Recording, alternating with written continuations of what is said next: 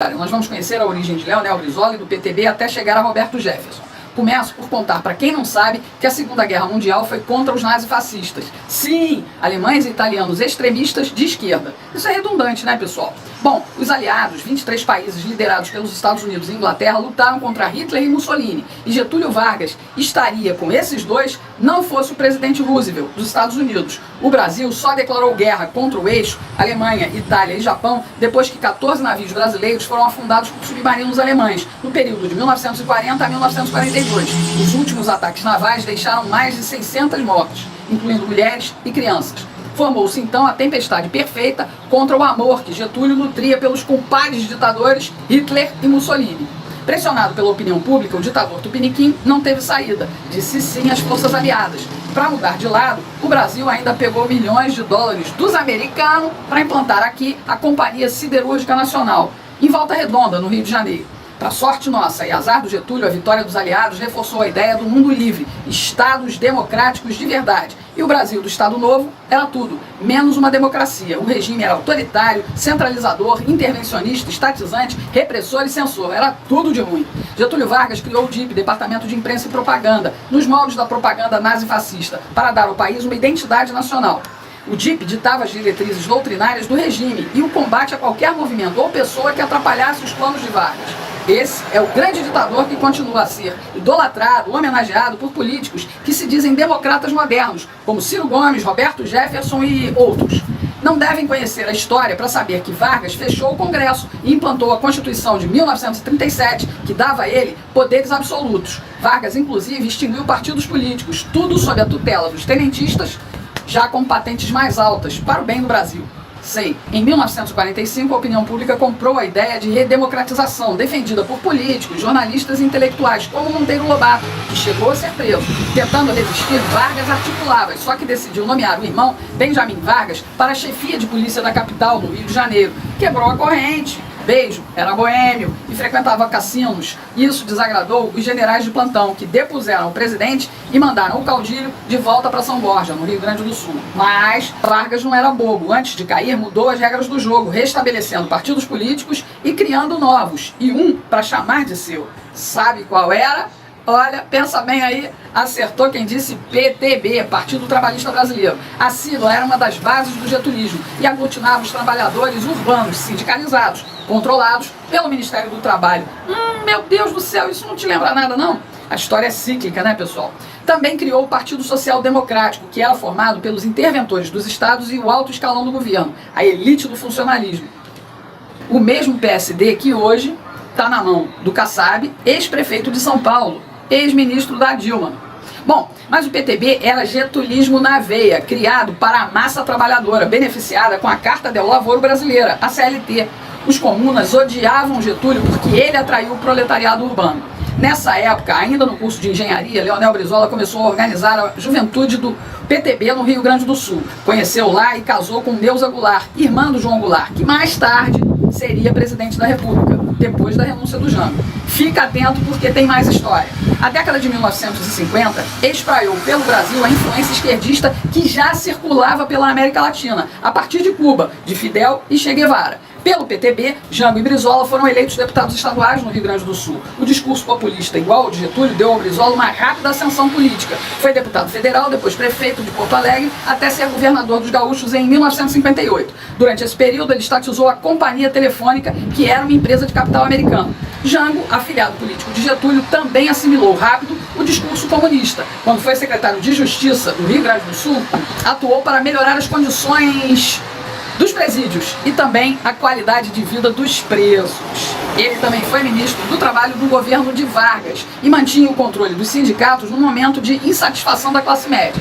O general Eurico Gaspar Dutra venceu a primeira eleição depois do fim do Estado Novo, mas a oposição mantinha tão vivo o populismo getulista que nas eleições de 1950 prevaleceu o queremismo. Queremos Vargas! Queremos Vargas! Ele disputou e ganhou a primeira eleição por voto livre. voltou ao Palácio do Catete nos braços do povo e cercado pelas intrigas da caserna. Quando Getúlio Vargas voltou, depois de 5 anos afastado, a economia do país estava em ordem, mas a política estava praticamente nas mãos de 3 partidos. Nos confins do Brasil, os coronéis do PSD mantinham o poder nos currais eleitorais. Nos centros urbanos, burocratas e profissionais liberais da classe média apoiavam a UDN de Carlos Lacerda. A periferia, tomada por operários sindicalizados, pertencia ao PTB. Mesmo convencendo investidores estrangeiros de que ia manter o orçamento equilibrado, o governo Vargas interferia o tempo todo na economia. Para agradar os militares, ele criou a Petrobras em 1951. O Brasil ganhou o monopólio do petróleo, mas o povo começava a se queixar do inchaço do Estado, dos gastos fora de controle, inflação alta e os salários dos trabalhadores sem reajuste. Acusações de corrupção também agitavam a imprensa. Uma CPI investigou um crédito do Banco do Brasil para Samuel Weiner, dono do jornal Última Hora, o único que apoiava Getúlio incondicionalmente. Lembram como o Lula bancou a imprensa e a blogosfera com bilhões de reais da Petrobras e das estatais? Pois é, a história se repetindo. Em 1953, Vargas criou a lei para crimes contra o Estado e a ordem política e social. Ninguém podia se reunir ou fazer comício sem autorização. Estado Novo de novo? Não chegou a tanto, mas a crise política e os ataques da UDN enfraqueciam o presidente. A política esquentou tanto que rolou um tiroteio. O alvo da bala era o jornalista Carlos Lacerda. Mas quem morreu foi um militar da aeronáutica que estava com ele, o Major Vaz. Isso colocou gasolina na fogueira. Quando descobriram que os atiradores estavam sob as ordens do Gregório Fortunato, esse aí, chefe da guarda do Palácio do Catete, segurança número 1 de Vargas, e aí ferrou tudo. Nas ruas, insuflado por Lacerda, o povo pediu a renúncia do presidente. Acuado, Vargas cantou para subir. Literalmente, deu um tiro contra o próprio coração. Isso aconteceu em 24 de agosto de 54. Até hoje, os trabalhistas mitificam a data e não nos deixam esquecer que Getúlio foi criador do Estado Elefante que temos até hoje. Bom, não é essa bem a intenção dos trabalhistas brasileiros, mas a verdade é essa mesma. Entendeu por que a gente demora tanto para evoluir? Em outubro de 54, teve eleição. Um discípulo do varguismo, getulismo, chame como quiser, chegou ao Palácio do Catete, no Rio. Chegou chegando, dizendo que ia fazer e acontecer, que teríamos 50 anos em 5. O mineiro Juscelino Kubitschek não era come quieto e avisou que ia mudar o país, ou melhor, ia mudar a capital de lugar. JK era o rei da barganha política e deixou o país com uma dívida externa de mais de 2 bilhões de dólares. Mas inaugurou em 61 uma nova capital no meio do nada do Brasil Central, Brasília. Idealizada pelos arquitetos comunistas Oscar Niemeyer e Lúcio Costa, a nova CAP afastou o poder do povo. Regina, cadê o Brizola e o Roberto Jefferson? Bom, o Bob tinha apenas 8 anos, mas os pais dele eram do PTB. Imagina se ele não cresceu ouvindo tudo de política em casa. O outro, Brizola, estava governando os gaúchos. Então os brasileiros elegeram Jânio Quadros, o professor aloprado. Ele varreu os adversários com uma vassoura. A roubalheira da turma do JK era tão grande que precisava mesmo ser varrida. O discurso anticorrupção de Jânio atraiu militares, classe média, empresários e trabalhadores. O Brasil sempre foi um balaio de gatos eleitoral e nessa eleição estava tudo junto e misturado. UDN, PTN, PDC, PR, PL, PTB, PSD, PRP, PSP e PSB. Não ia dar certo. Jânio ainda fez o contrário do que prometeu e homenageou facínoras como Fidel Castro e Che Guevara. O aloprado perdeu sustentação política e pediu para sair. Quando renunciou, achava que iam pedir para ele ficar, mas o pessoal disse: "Vai-te embora, doido!"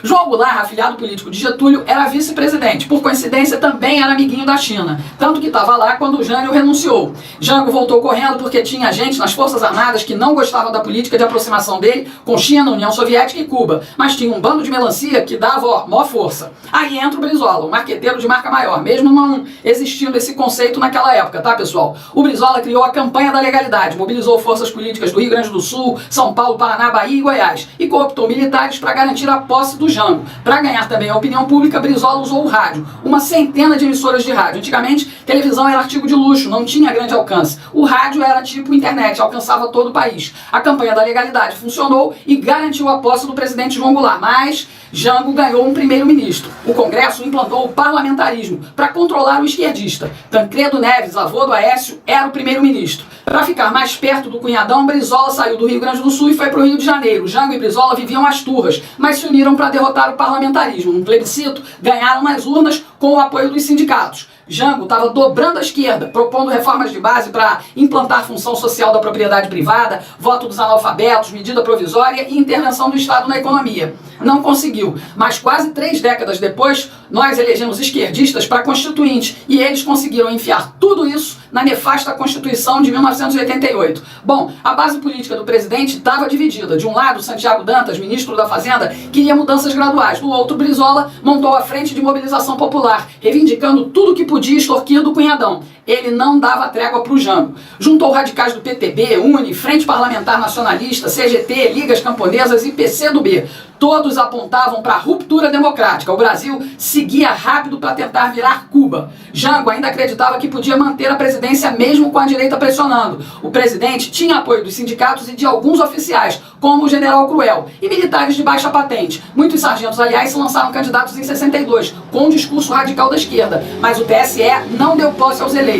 Teve até um levante dos sargentos em Brasília, em setembro de 63. Brizola fez Jango refém dos discursos radicais. O presidente decretou o estado de sítio para acalmar os militares, só que no Congresso rechaçaram a medida. Os políticos temiam um golpe de Estado. O país fervilhava na virada para 1964. As tensões aumentavam e Jango fez uma aposta alta, o comício da Central do Brasil, em 13 de março. E ali ele anunciou as reformas de base. A oposição política, classe média urbana, latifundiários e empresários insatisfeitos clamavam por uma ação que impedisse as reformas. Os militares estavam mais perdidos que cego em tiroteio. Parte do alto comando apoiava Jango. Outros generais queriam ele fora. As manifestações contra o presidente tomavam as ruas. A marcha em São Paulo das mulheres mobilizou mais de 500 mil pessoas. O país estava à beira de um ataque de nervos ou de uma guerra civil. Será mesmo?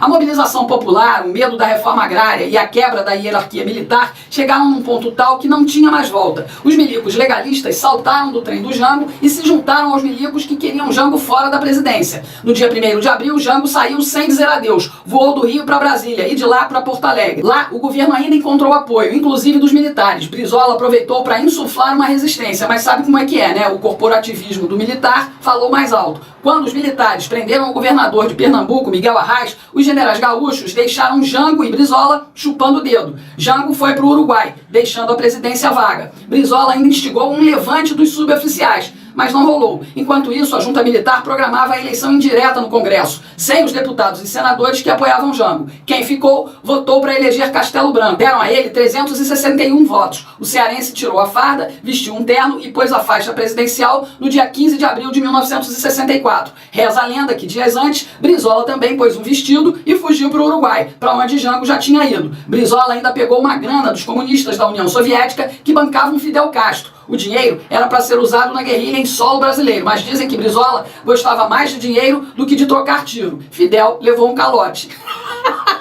No Uruguai, a política também não andava boa para os esquerdalhas. Os militares tomaram o poder. Em 77, junto com os brasileiros, eles montaram a Operação Condor para caçar comunistas, subversivos e terroristas. Brizola ficou com medo e pediu ajuda ao Jimmy Carter, presidente americano. Foi para os States sob as bênçãos do Partido Democrata, que os jornalistas da Globo News insistem em dizer que é de direita. Sei. Ficou 6 meses por lá, tempo suficiente para montar uma rede de contatos com exilados brasileiros e comunistas de todo o mundo. Depois, Brizola foi para Portugal. O que muita gente não sabe, e chega a ser engraçado, é que em 78, o governo militar malvadão do Brasil distribuiu passaportes para um monte de exilados políticos. Brizola não quis. Ele voltou ao Brasil quando o general Figueiredo cumpriu as ordens do Geisel e decretou anistia ampla, geral e restrita. Chegou em 7 de setembro de 79, mesmo ano em que Roberto Jefferson se formou em Direito. Mas o ex-governador do Rio Grande do Sul tinha 2 projetos: resgatar o PTB e se vingar da classe média do Rio de Janeiro, que apoiou a queda de Jango. Para isso, ele precisava do Partido das Massas, do proletariado varguista. Só que o PTB não era mais assim. Além de perder espaço para o PT dos intelectuais paulistas e padres comunistas da CNBB, que inventaram Lula, o PT era da Ivete. Não era da Ivete Sangalo. O TSE disse que a dona do PTB era Ivete Vargas, sobrinha neta de Getúlio. Foi nesse PTB que Roberto Jefferson entrou. Herança política familiar. Brizola trocou uma letra e criou o PDT, Partido Democrático Trabalhista, que democrático nunca foi, é socialista, filiado à Internacional Socialista. Pra azar do povo carioca e fluminense, em vez de se candidatar no Rio Grande do Sul, Brizola resolveu concorrer ao governo do meu Rio de Janeiro. Ele ganhou, nós perdemos. Foi um governo populista e assistencialista, e ainda por cima cima, destruiu a capital com favelização. Brizola também foi conivente com o tráfico de drogas. A filha dele, Neuzinha, era usuária. Brizola proibiu a polícia de subir morros, de entrar em favelas. Fachin no STF fez a mesma coisa agora, durante a pandemia do Mocoronga. Isso, pessoal, mudou completamente o perfil das favelas cariocas, deu mais poder aos traficantes. A criminalidade explodiu e, de certa forma, deu popularidade a Roberto Jefferson. Ele trabalhava num programa jornalístico sensacionalista, O Povo na TV. Ganhou fama e dinheiro e acabou eleito deputado federal. Bob, articulado e verborrágico, foi deputado constituinte, ajudou a escrever a droga de Constituição que temos, mas ganhou os holofotes mesmo quando liderou a tropa de choque contra o impeachment de Collor, em 92. Ele foi relator da lei dos crimes hediondos, mas também foi investigado na CPI do orçamento. Acusado de quê? Corrupção. Enquanto isso, Brizola também ganhava dinheiro das empreiteiras, inclusive a Odebrecht, nas construções do Sambódromo e dos CIEPs, milhões de dólares em concreto. Esse dinheiro bancou campanhas eleitorais. Brizola tentou ser presidente várias vezes, perdeu todas, graças a Deus. Brizola morreu em 2004, não sem antes perder mais uma eleição para o Senado em 2002. Ele ficou em 6º lugar. Nessa, Brizola e Roberto Jefferson estavam no palanque do Ciro Gomes. No segundo turno, Bob pulou para os braços do Lula. Logo depois, ele fez um pacto com Zeca Diabo, José Dirceu. O chefe da Casa Civil do PT deu ao PTB diretorias nos Correios, onde seria possível fraudar licitações e desviar dinheiro público. O PT ficou com o Postales e meteu a mão no fundo de pensão da estatal. Bob se tornou presidente do PTB e, pelo acordo com o PT, recebeu 4 milhões de dólares para usar nas campanhas municipais de 2004. O PT achava Bob meio ganancioso e armou o Marapuca. Um dos homens de Roberto Jefferson foi filmado recebendo propina nos Correios. Hashtag chateado, ele decidiu dedurar o mensalão, um esquema de propina para mais de 300 parlamentares. O ministro José Dirceu comprava deputados e senadores para votarem nos projetos do governo. Bob até tentou livrar a cara do Lula nesse caso. Vi um homem de bem, um homem correto, se sentir traído por uma cinta, por um cordão de isolamento que havia em torno dele. A gente não passava do Zé Dirceu. Para limpar a própria sujeira, o Congresso Nacional resolveu caçar os mandatos de Zé Dirceu e Jefferson. Mas não se preocupe, caro eleitor, eles não ficaram desamparados. Os dois recebem aposentadoria da Câmara Federal, afinal, são ex-deputados. Entendeu por que a gente precisa desesperadamente mudar esse Congresso? Bom, ambos foram condenados no STF, na Ação Penal 470. Foram presos, mas enquanto Zé Dirceu ficou pouco tempo e conseguiu ser perdoado, Bob pagou pena. Os dois perderam direitos políticos. Antes de sair da cadeia, Bob Jefferson teve câncer no pâncreas. Em 2018, celebrou a nomeação da filha para ministra do Trabalho do governo Temer. Mas Cristiane Brasil perdeu o cargo antes de assumir, porque não pagou os salários de uma ex-motorista. Ele ganhou uma ação na Justiça do Trabalho. Que ironia. Roberto Jefferson ressurgiu das cinzas há alguns meses, disposto a tornar o PTB um outro partido, conservador, maior e poderoso. Ele abraçou o governo Bolsonaro, ofereceu o PTB ao presidente que saiu do PSL em 2019. Para mostrar apoio visceral, Bob anda mais boquiroto que nunca, cuspindo vespas. Para muitos, ele é um apoio corajoso e fundamental para Bolsonaro conseguir votos no Centrão. O chefão do PTB diz que não quer cargos no governo, mas quem conhece Roberto Jefferson sabe o preço que ele vale.